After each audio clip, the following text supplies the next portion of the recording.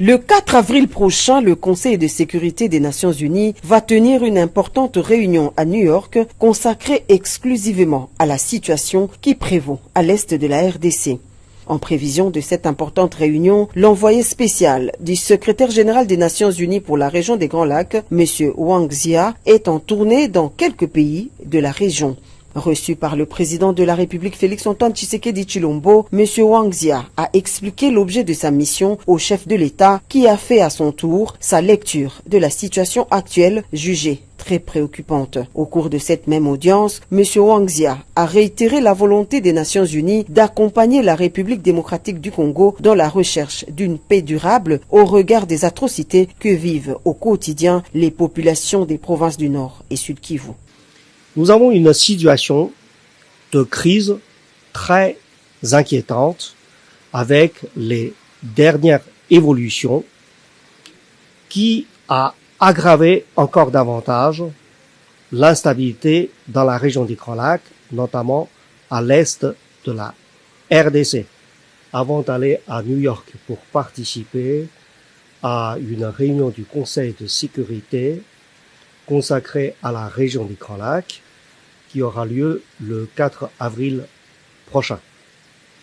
Une réunion qui va parler de cette situation de crise dans la RDC, de l'application de la résolution 2773 et aussi pour parler de la recherche d'une solution globale, durable, pour assurer la paix et la sécurité dans la région des Grands Lacs. Pour le haut fonctionnaire des Nations Unies, l'enjeu immédiat consiste à relever le défi de la désescalade sécuritaire occasionnée par la coalition AFC M23 parrainée par le Rwanda.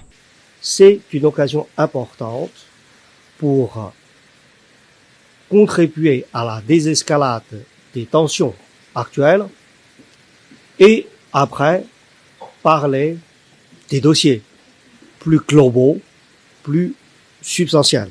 Aujourd'hui, il y a cette résolution 2773. Comment la mettre en application? Comment reprendre rapidement le processus de Luanda et le processus de Nairobi?